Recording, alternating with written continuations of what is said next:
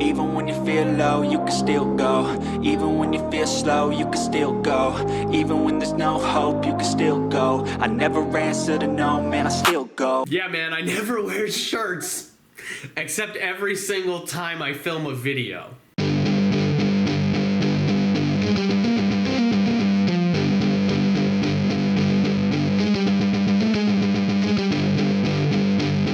My shirt's all wrinkly, guys. I hope you don't mind. I guess it's because I never wear the damn things, huh? leave them in my drawer for too long, they get all wrinkled up. Or it could just be, you know, suitcase life.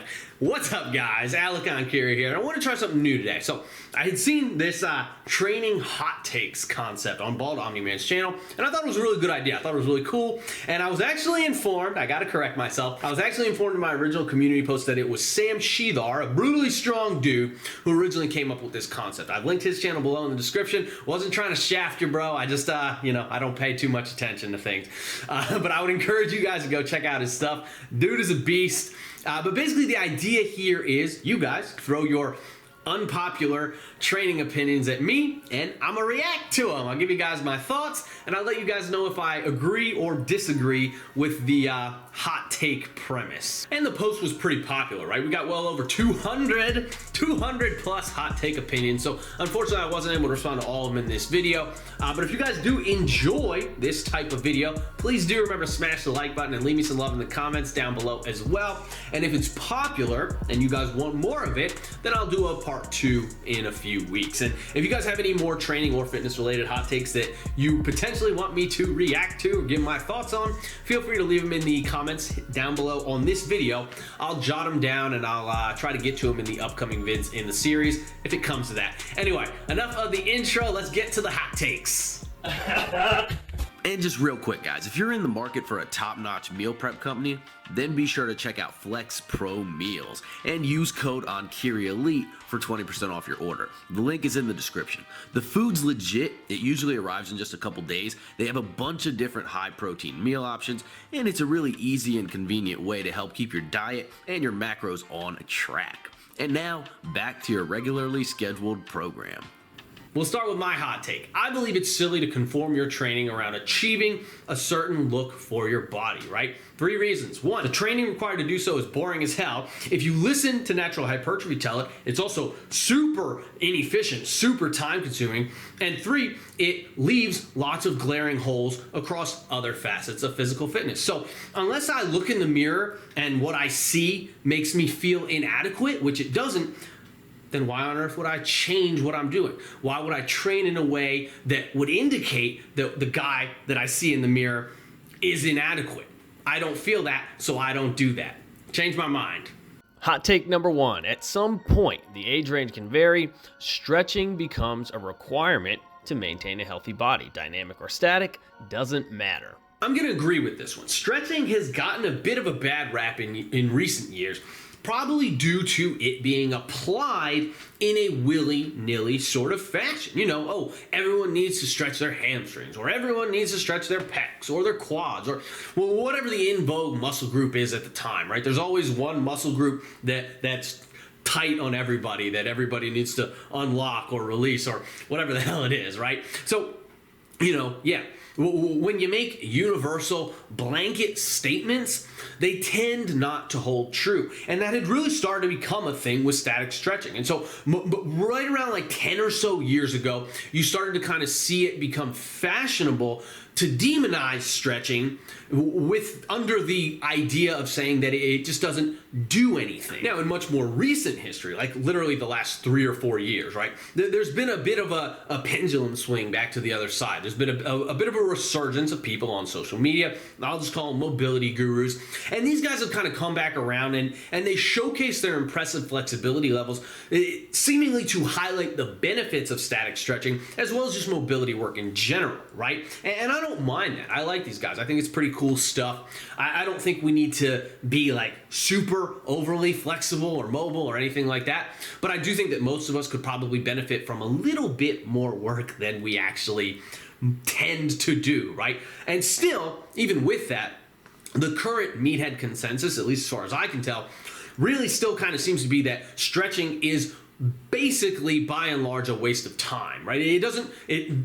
Some people will say that stretching doesn't even improve mobility or flexibility, and then they kind of go further and say, well, even if it does, it doesn't reduce your risk of injury according to your risk of getting hurt according to whatever the popular research is that always gets cited. Now, injury risk notwithstanding, because I'm not going to speak to that since it's really a crapshoot anyway, but in terms of potentially fuck injury risk, in terms of feeling better on a day-to-day basis, yes, I believe that stretching can be very, very helpful in this regard.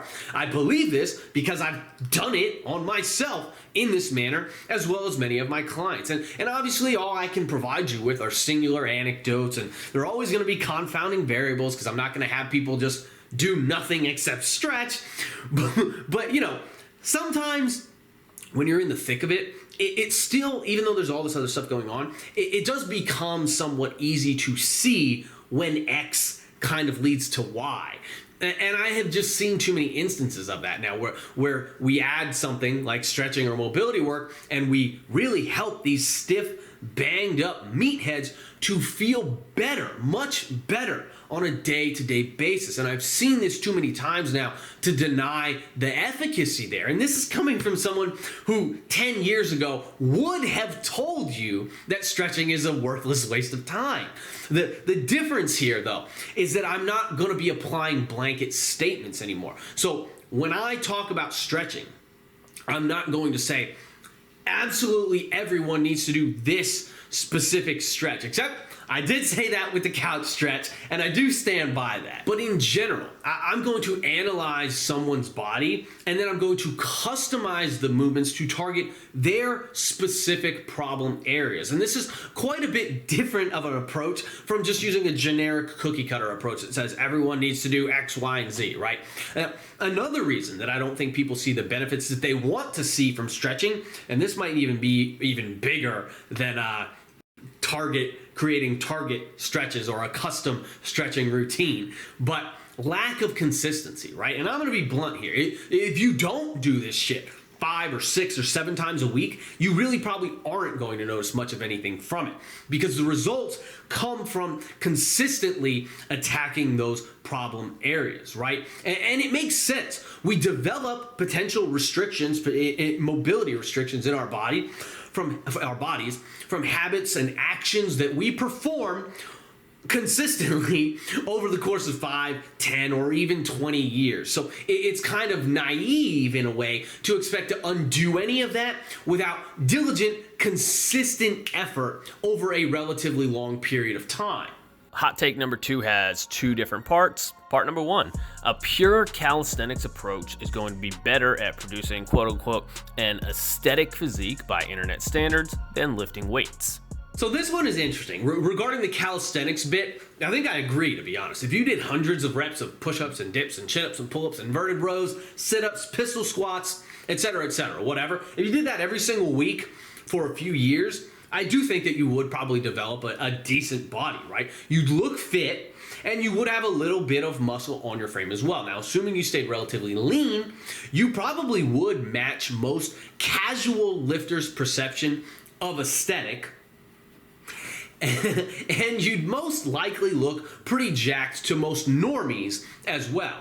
And part number 2, most of the sumo is cheating narrative is perpetuated by beginners, and sumo deadlifting is largely more challenging than conventional deadlifting. Lots of folks can't pull sumo as heavy as they do conventional.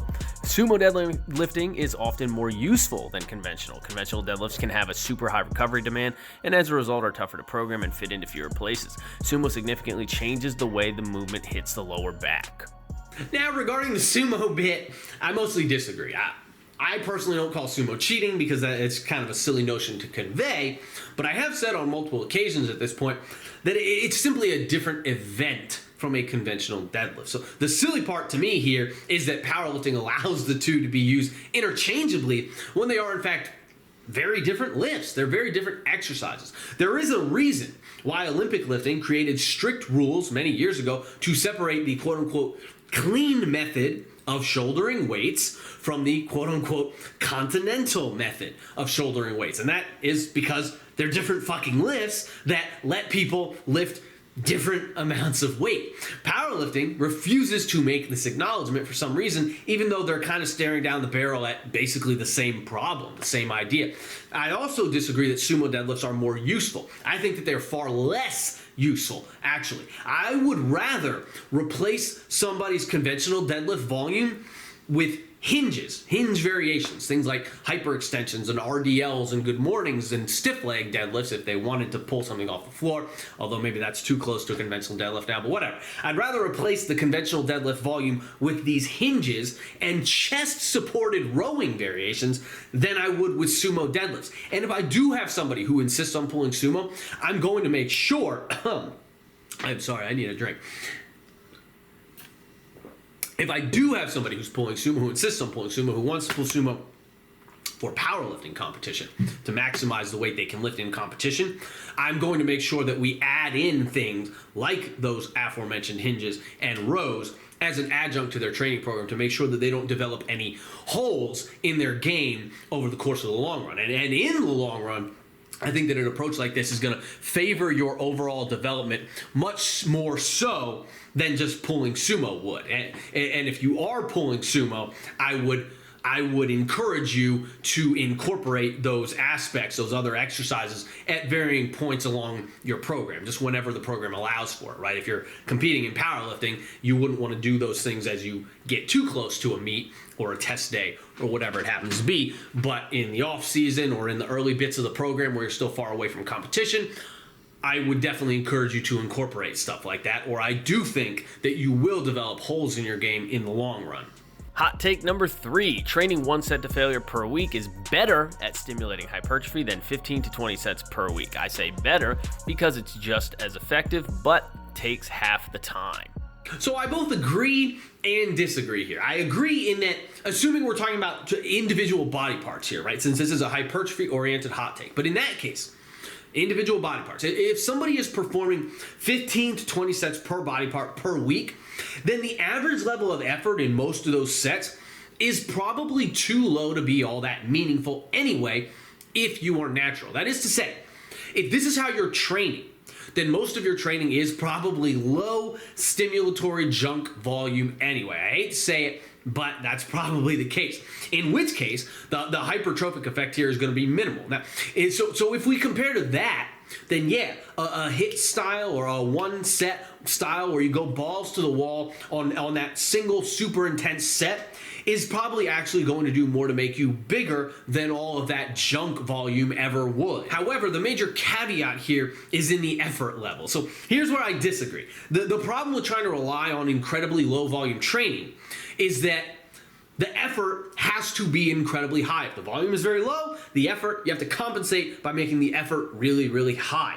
And the problem here is that most people absolutely do not train nearly as hard as they think they do. They simply don't put out the gut-wrenching level of effort that is required to be able to get something meaningful out of such a low total workload. Because it's fucking hard, man. It's not fun anymore when you train like that. I've done it. It just hurts, to be honest. So the best thing to do here really is to find the middle ground, is to compromise. So don't do 1 set per week and don't do 20 sets per week, but instead find the middle ground. Do something like 10 sets per week, right? So here, per body part. So here, the total workload is low enough that you can give sufficient effort per set, but then conversely, the total workload is high enough to compensate for your inability to push yourself to the brink over the course of any single effort. That's a happy medium. Hot take number 4, the natural bodybuilding crowd cares too much about strength performance and programming. Disagree. I think they don't care enough about it. Now, I'll preface this by saying I'm not talking about dudes who are experienced, right? Dudes who are advanced or whatever. If you've spent however long you've spent building your base and you're a natural lifter carrying an impressive amount of lean mass, do whatever the hell you want, man. But if you're still kind of new and you don't have all that much muscle on you and you want to be a bodybuilder, everybody want to be a bodybuilder, then yeah, it would behoove you to learn the basic tenets of programming and periodization. Not because the goal is to maximize your strength, but because by becoming significantly stronger in your first 1 to 2 years of training, you will be able to make far greater hypertrophy gains in the 5 to 10 years that follow that. Proper programming is simply the most optimal way to realize these strength gains as quickly as possible, right? It really doesn't take you long to do it when you do it right. 2 years, and many of my newbie clients are knocking on the door of the 3-4-5 club. No fucking joke. So yeah, it's like it's kind of silly to not use these tools that you have at your disposal, right? We know about these methods, all of this programming methodology, periodization, all that crap. It has been sharpened and refined over decades and decades by the strongest and biggest men who've ever walked the planet. It would simply be foolish to not take what they have learned and use it to your advantage to maximize your own gains, whichever path you want to walk down in the end. And again, when I say this bit about getting stronger, I'm never saying that somebody needs to max out or even train in the 90% plus range in order to make most of their strength gains, right? You don't need to do that. You probably never need to go below 5 reps if you don't want to, because you can build plenty of strength by working in the 5 to 8 rep range, right? So the reps don't need to go lower than that if you don't want them to, but the weights absolutely do need to go up relative to your starting point. And that is a very important part. To support the greatest muscle gains in the long run, you gotta build up from whatever your starting point was, right? Even wherever you started, you have to move from beyond that in order to support the greatest hypertrophic gains. And using proper programming methodology, it's just the best and most efficient way to accomplish this. Now, 2 things here before I move on to the final hot take of the day. 1, it has become trendy for whatever reason, I don't know why, to hate on programming tenets recently, proper programming tenets, right? It's like the cool kid thing to do, right? I'm too cool for school, so I don't need to know programming. I just go in the gym and I work really hard, right? It's like those stupid fucking memes. But I think this is a disservice to the community, to be honest. If you know how to program properly, then you know how to program properly, and you can take this knowledge and you can do whatever you want to do with it. You can use it to your advantage, and you can try to bend the rules in the ways that suit you best because you know what the rules are. But you can't bend the rules if you don't know them in the first place. So it doesn't make sense to eschew programming methodology because there's nothing to be gained by doing so. The only thing you can possibly do by ignoring proper programming methodology and never bothering to learn any of it is leave gains on the table, right? If you know how to program properly, then you can choose what bits to use and when to use them, and you can use them to figure out how to optimize your own gains in the long run. And then 2, I want to touch on the strength aspect of maximizing hypertrophy. So people get this one all twisted the way I see it. For example, people love to use GVS now because he's huge now as proof that naturals don't need to get strong in order to get big, right? But the logic that people are employing here is flawed. As a natural, no, you absolutely do not need to obtain world elite powerlifter strength in order to get big. I don't think anyone has ever said that. But you do absolutely need to get stronger relative to yourself. That is the key distinction here. I absolutely do not care how strong somebody is compared to somebody else. The only thing that matters is how strong is that guy now and how strong was he before he started lifting. I can guarantee you, and GBS can correct me if I am wrong here, but I can guarantee you that he has gained significant amounts of strength from before he began his lifting journey to now. And that strength base is what has helped to support these especially recent massive gains in hypertrophy. And obviously you can't truly separate strength training from hypertrophy training or vice versa, but that's really the point now, isn't it? It's like people want to be able to get jacked without gaining any strength at all, and that's just this weird foreign concept to me.